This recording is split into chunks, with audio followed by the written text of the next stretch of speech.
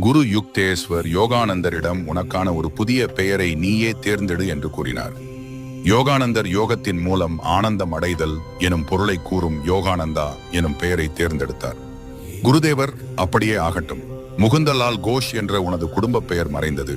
இனி நீ சுவாமி பரம்பரையில் கிரி பிரிவைச் சேர்ந்த யோகானந்தா என்று அழைக்கப்படுவாய். யோகானந்தர் குருதேவரின் பாதங்களில் விழுந்து வணங்கி ஆதிசங்கரரின் ஒரு நீண்ட சமஸ்கிருத தோத்திரத்திலிருந்து சில அடிகளை பாடினார். பிறப்புமில்லை, இறப்புமில்லை, சாதிகுலமேதுமில்லை, அம்மையுமில்லை, அப்பனும் எனக்கில்லை. நானே அவன், நானே அவன், நன்னருள் பெற்ற ஆத்மாவே நான்.